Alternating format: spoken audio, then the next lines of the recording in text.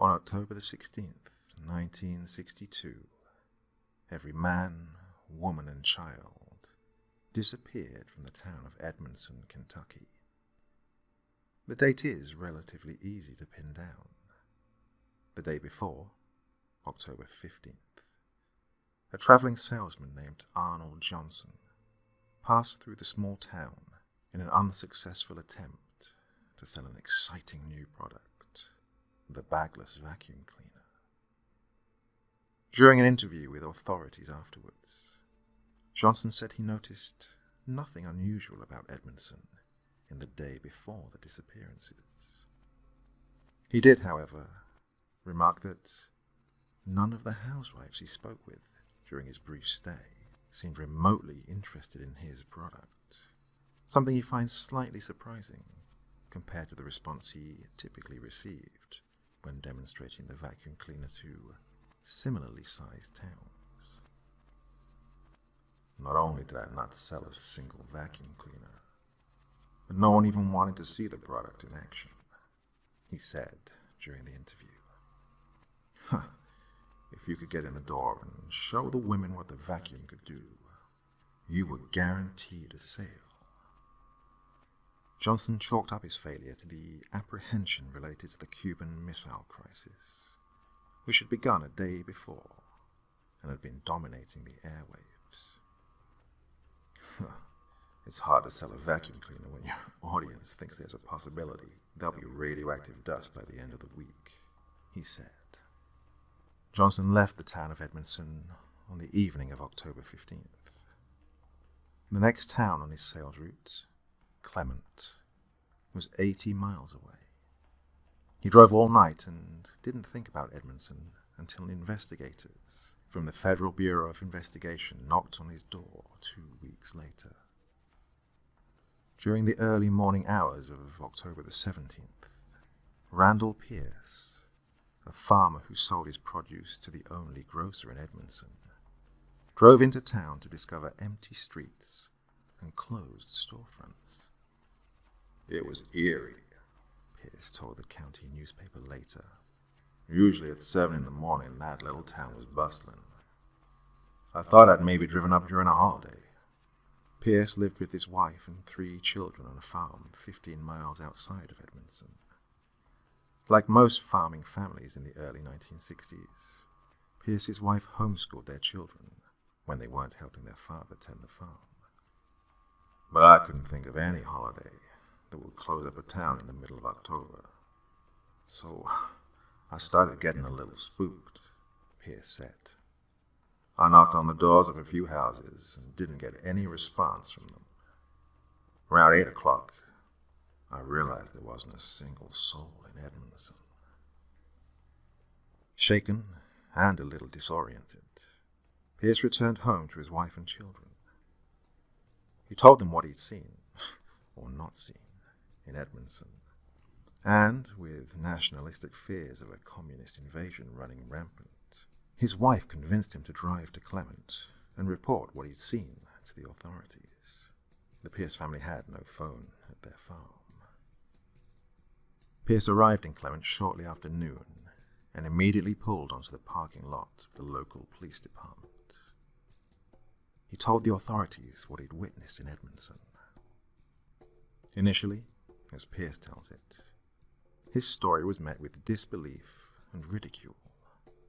But after multiple calls to Edmondson's police chief went unanswered, Clement's sheriff, Jonathan Ambrose, gathered a group of men and traveled to Edmondson to investigate Pierce's claims.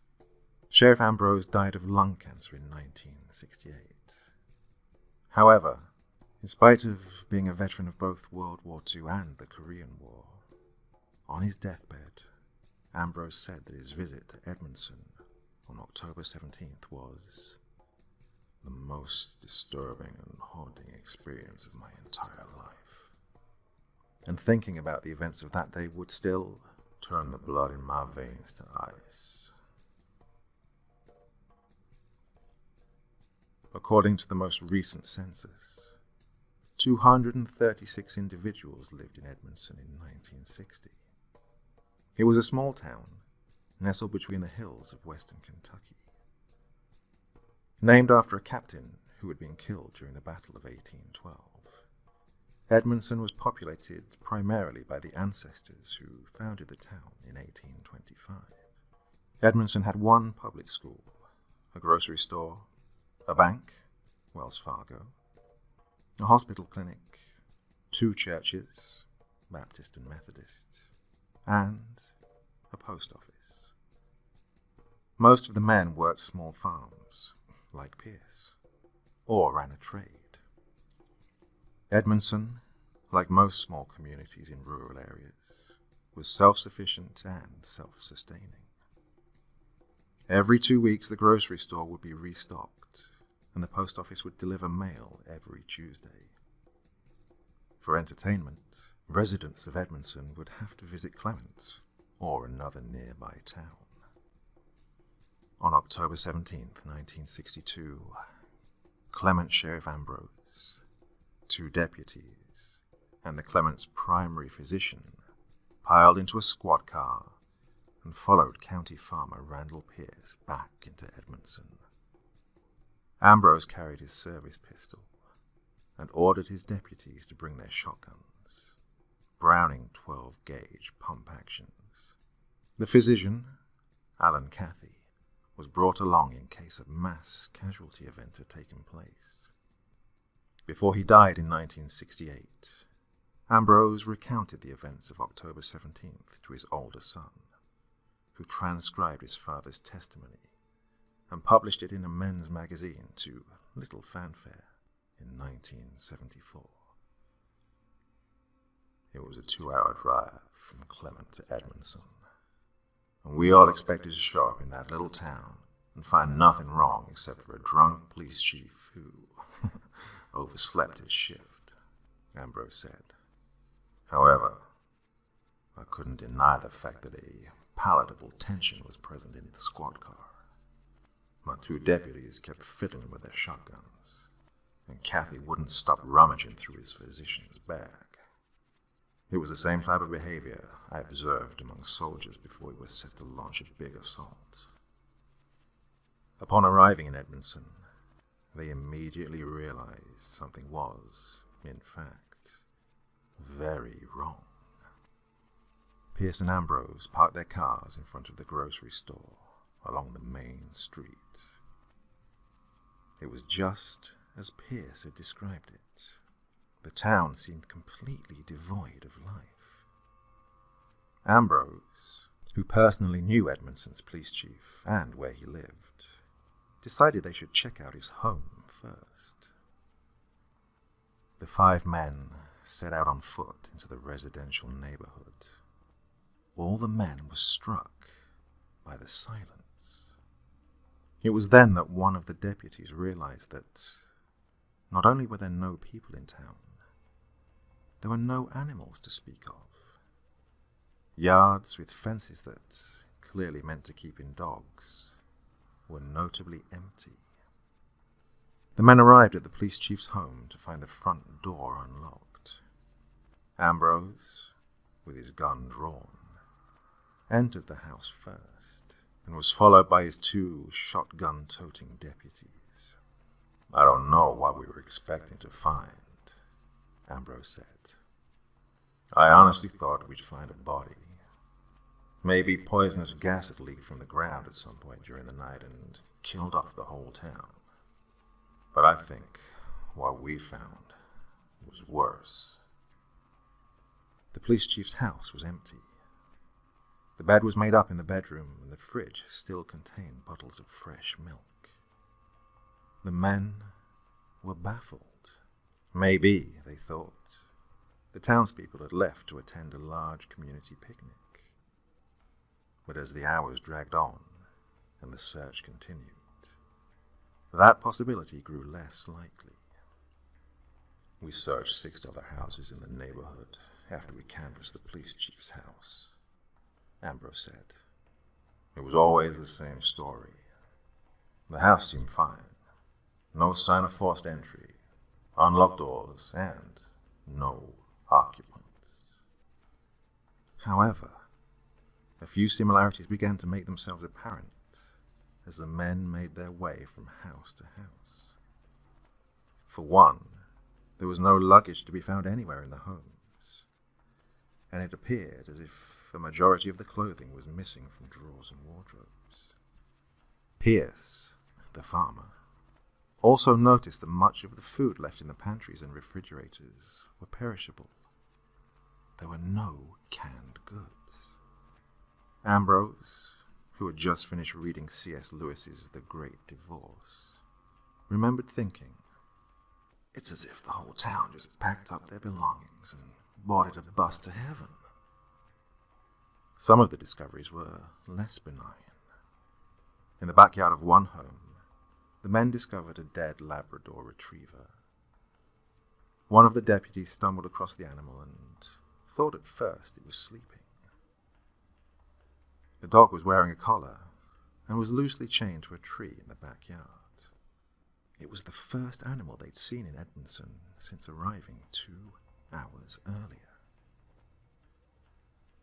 While the men searched the home, Kathy, the physician, performed an ad hoc autopsy on the animal. Rigor mortis had only recently set in, indicating the dog had not been dead for more than a day. Additionally, Kathy found raw hamburger meat in the animal's stomach.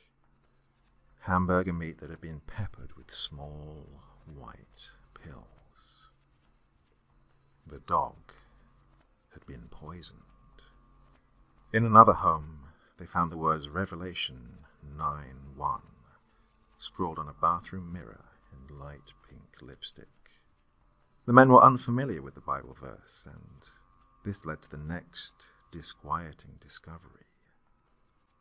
They could not find a single Bible in the town. Edmondson had 2 churches, and it can be deduced that a majority of the township probably attended one or the other. In the early 1960s, a vast majority of Americans considered themselves Christian, and even those who wouldn't consider themselves very devoted could be expected to at least own a Bible. However, Ambrose and his men couldn't locate a Bible in any of the homes they searched. When they inspected both churches, they found only hymnals or books of common prayer in the pews. Except for the poisoned dog, during their 3-hour search of Edmondson, they found no signs of violence or struggle. Every home's interior looked impeccable, and running water and electricity appeared to be in working order. Ambrose was reminded of the model communities the U.S. Army had built in New Mexico to test the destructive power of the atomic bomb. As the sun began to slip beneath the trees, and the men's shadows grew longer and dimmer, Ambrose detected another palpable sense of urgency brewing among the members of the group.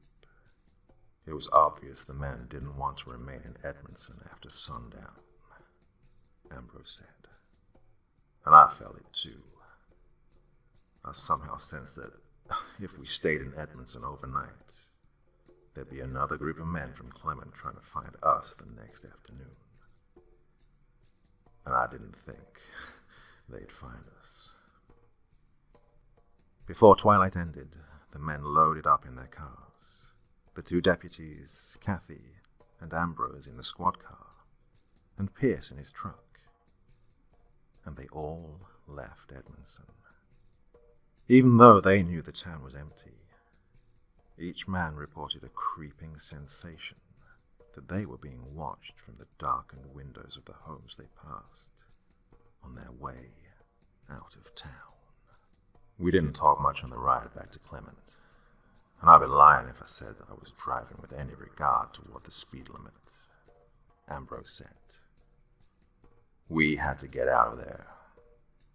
At that point, I was convinced we'd stumbled across ground zero of some new communist weapon system. Something that could vaporize the inhabitants of an entire town without causing any collateral damage. But even then I knew that story didn't completely add up. After the men arrived back in Clement, They agreed that Ambrose would contact the federal government in the morning. None of the men expressed any interest to return to Edmondson. That night, Ambrose retrieved his family's Bible from their study and flipped to Revelation 9:1. And the fifth angel sounded, and I saw a star fall from heaven onto the earth, and to him was given the key of the bottomless pit. I didn't know what to make of that, Ambrose said. The next morning, Ambrose reported what he'd seen in Edmondson to the governing authorities in Frankfort. Things began moving very quickly after that. While the rest of the world was transfixed by the escalating tensions between Cuba and the United States, the FBI sent an investigative team to investigate the disappearances at Edmondson. Fearing a communist plot, or, as Ambrose had suspected, the use of a powerful new weapon, the FBI shut down access to Edmondson on October 19, 1962. The strange case of Edmondson made its way into a few local papers, but it was a story that was always buried behind the pages of international news. Because much of the town's inhabitants were ancestors of the people who founded the town, there weren't too many relatives inquiring about the status of their loved ones. The roads that passed through Edmondson, there were very few, were rerouted around the town. The FBI finished their investigation in 1967, but by then, no one really cared about Edmondson anymore. In between the town's disappearance in 1962 and the FBI's final report on the incident, the nation's attention had been distracted by a number of earth-shattering events. The assassination of President Kennedy, the burgeoning civil rights movement, and the US's involvement in Vietnam. Unfortunately, the result of the FBI's investigation was sealed and deemed confidential. As the decades progressed, nature began to overtake Edmondson, Kentucky. No attempt was made to rebuild or resettle the town. Edmondson soon became a little-known historical footnote in Kentucky's history. While many of the structures collapsed due to exposure, a handful of homes and one of the churches remained standing, enshrouded by thick vines and a thriving deer population. In 2002, the official report from the FBI was made public after a local historian placed a Freedom of Information request.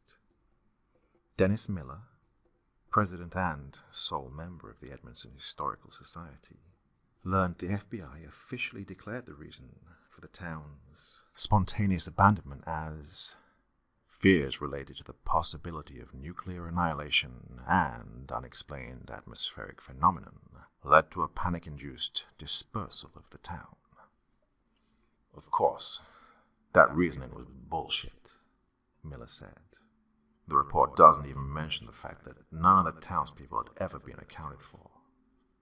There were no reports of atmospheric phenomenon by anyone in the area.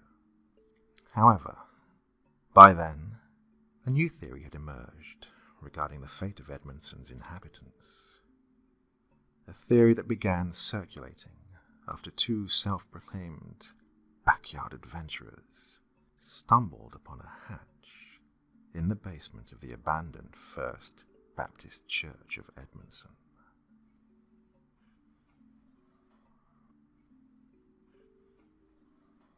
The Mammoth Cave in Kentucky is the world's largest known cave system.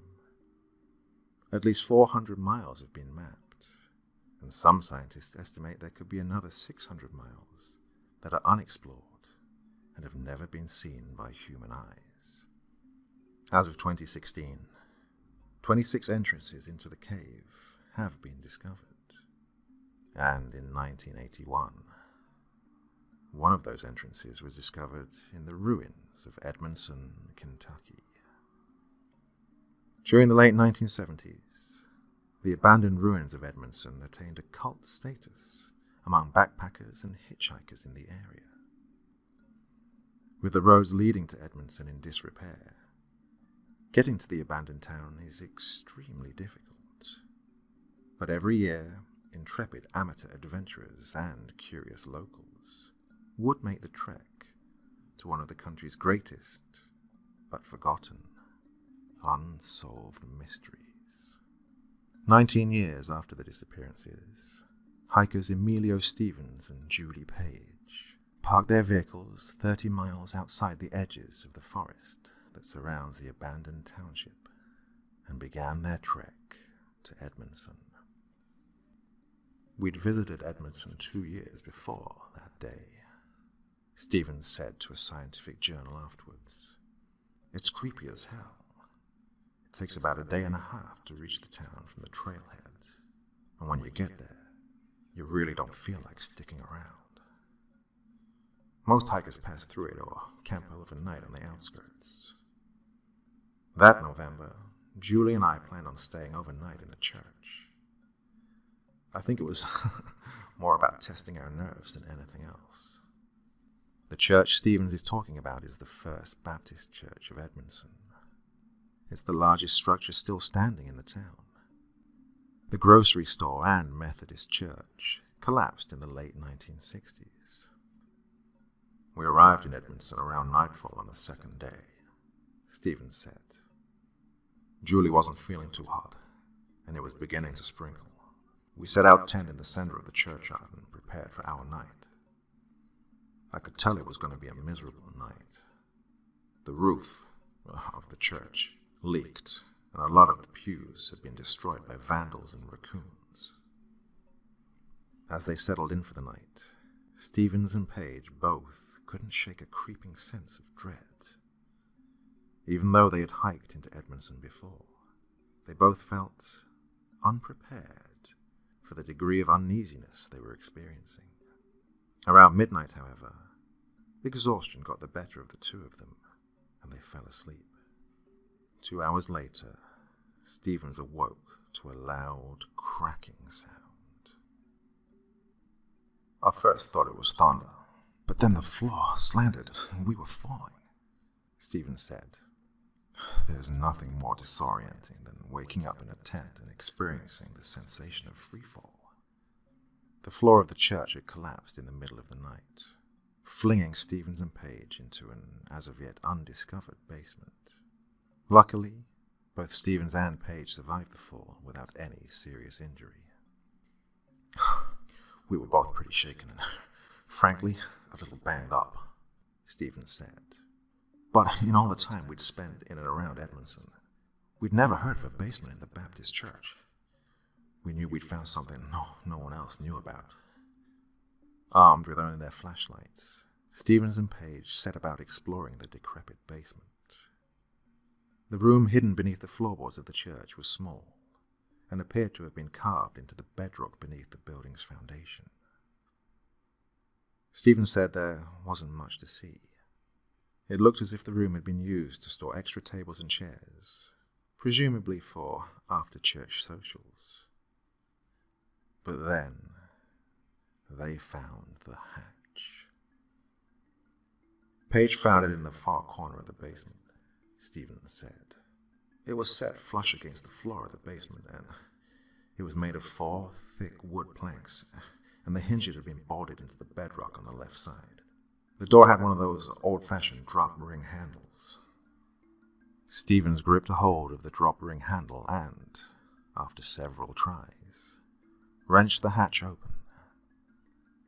A square of darkness stared back up at him. Page activated and dropped a glow stick into the shaft. The pale green glow of the stick stopped about 5 feet from the mouth of the hatch. "Well, we had to go down there," Stevens said. "It was probably 3 in the morning, and we for sure as hell weren't going to get back to sleep." Stevens tied a climbing rope to his back pant loop and dropped down through the hatch. Page stayed above and meted out the rope as Stevens progressed into the darkness. At the bottom of the shaft, a passageway opened to my left, pointing westward. It was obvious by then that I was traveling through a cave tunnel, and that it was not man-made, Stevens said. Eventually, the tunnel tightened, and Stevens found himself crawling on his hands and knees. The roof of the passageway scratched his back, and his hands began to get rubbed raw by the cave's rough floor. I'm not claustrophobic, but it started getting pretty tight, Stevens said. I began to worry about not being able to turn around and get back to the hatch. But I started to hear something coming from up ahead of me. I should have been freaked out, but at that point, I figured I'd gone too far to just bail out. After 15 minutes of crawling, Stevens was straining to push his shoulders through the ever-tightening passageway. But the eerie noises emanating from ahead drove him deeper into the cave. However, his adventure came to an abrupt end. The passageway ended at a pile of rocks, Stevens said. Each rock looked to be about the size of my head, and they completely blocked any further spelunking. I could hear the noises clearly now. I could even distinguish words and phrases. But my journey was done.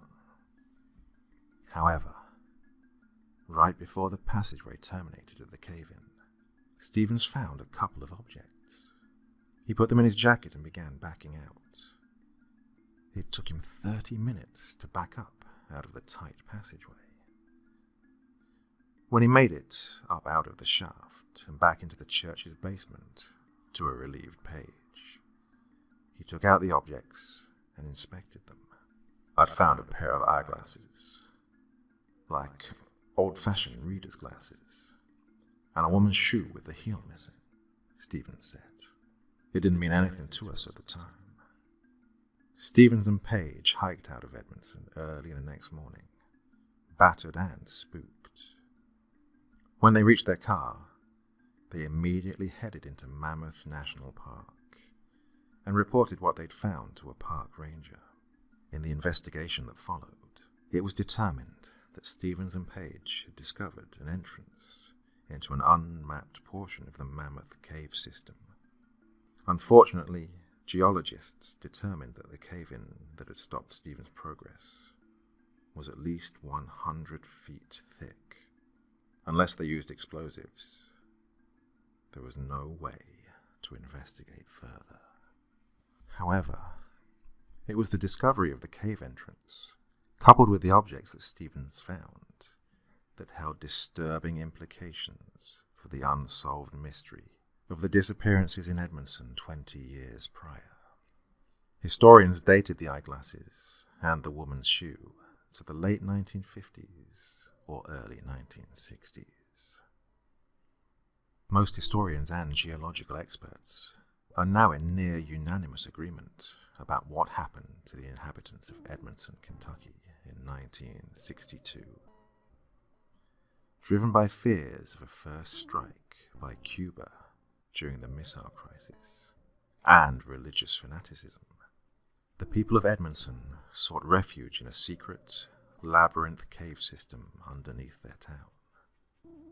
Unfortunately, a cave-in, perhaps triggered by their panicked influx through the tight passageways, trapped every man, woman, and child deep underground. It's deeply unsettling when you realize that at the time Sheriff Ambrose and his men were exploring the town, that everyone that they were searching for was probably about 400 feet underneath them, said Sam Tso, a ranger at Mammoth National Park. If they had fresh water and food, and if the cave had a clean air supply, some experts believe that the people of Edmondson could have survived for at least 6 months underground. I think it's a pretty good theory, Stevens said, but it still doesn't explain what I heard that night. The reason I dropped down through that hatch and crawled on my hands and knees for 15 minutes. It doesn't explain the singing I heard, While I was crawling down there, I clearly heard voices singing the hymn, "Come Thou Fount."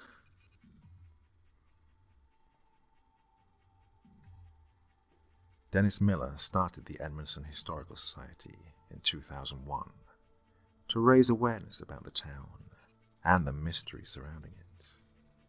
He was 12 years old. "It really is a 20th century Roanoke," Miller said, referencing the New England colony that disappeared in 1590. "And there's no reason why we shouldn't be able to figure out what happened."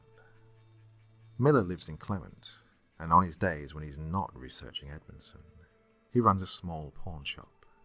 Many people would consider Miller's fascination with Edmondson to border on obsession. But when they learn about Miller's personal history with the area, it begins to make sense. During a family camping trip in 1997, Miller's father and mother went missing after making camp in the wilderness 3 miles north of Edmondson. Miller, who was 7 at the time, was with them when they disappeared. "We camped often, and we used a big tent for the 3 of us," Miller said. "That night, we went to bed around 9 after cooking hot dogs. I woke up around 1 in the morning and realized my parents weren't in the tent anymore, and the front flap was open." Miller spent 2 days alone in the woods, never straying far from the campsite, in case his parents came back.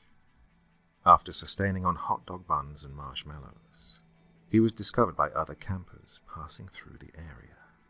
After searching the area for 2 weeks, the police officially concluded that I'd been abandoned in the woods by my parents, Miller said. But that's not true.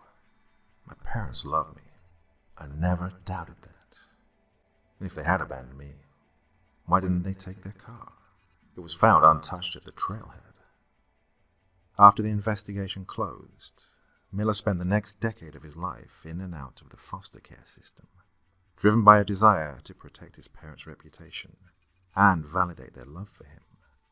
Miller began reviewing historical records in libraries and did a sweep of the police records in the surrounding areas. Some might accuse Miller of attempting to connect unrelated dots, but some of his data and findings are shocking, to say the least. For example, the 3 counties that border the location of Edmondson have a missing persons rate 17 times higher than similarly sized counties in the United States. "It's an area we sometimes refer to as the Kentucky Triangle," said FBI agent Brittany Hooper, head of the state's missing person division. "For some reason, a lot of people seem to disappear in those counties. Some of the disappearances can be attributed to caving accidents, the vast swathes of unmapped wilderness, and the recent bloom of meth operations in rural areas. Also, Stevens wasn't the first person to report hearing strange voices and singing in and around the Mammoth cave systems. Some people consider Mammoth National Park to be the most haunted park in the United States. There have been dozens of accounts of people hearing strange noises in the woods and caves since the 1970s, as well as sightings of a tall, humanoid-like creature called the Black Demon, according to unrelated local lore. Geologists and historians dismiss many of these accounts. After Stevens told authorities he'd been following the voices of singing as he made his way through the passageways, expert cavers were quick to point out that, even if he had heard people singing, it could not have come from behind the caved-in rocks. The cave-in was far too thick for sound to penetrate. Also, because Mammoth National Park sits on top of the Mammoth cave system, it's not unreasonable to assume that a lot of the strange noises and voices are a result of sound bouncing and echoing throughout the caverns. Caves are, after all, notorious for their disorienting acoustics. But Miller has a different theory. A theory as macabre as it would be revelatory if it turned out to be true. I think some of the trapped people of Edmondson are still alive, Miller said. I think they're down there in an unmapped portion of the cave system and have chosen to stay below. It's been about 70 years since they went in, which means the first generation has probably died off, and there's an entire second or third generation that only knows life underground. As for the disappearances, Miller has an answer for that as well. I think they've found other exits, and every now and then they come out and take people. Hikers, drifters, campers, and locals, Miller said. I think that's what happened to my parents, and it was happening years before they were taken, and it continues today. On his off days, you can find Miller searching the forests around Edmondson and the outskirts of Mammoth National Park for additional entrances into the Mammoth Cave system. He carries a GPS locator, rappelling gear, multiple flashlights, and a Colt 45 automatic pistol. For some reason, they don't want to be seen by us, Miller said. I don't know what they do with these people they take, but I know what it takes to maintain an underground society. It requires food and a fresh gene pool. I don't like thinking about what that meant for my mom and dad, but even if the truth is ugly, at least I'll know. And maybe I'll be able to do something about it. In spite of being armed, as soon as the sun begins to slink behind the trees, Miller makes sure to abandon his search and head back to his vehicle. You'll never find me spending the night in those woods again, Miller said.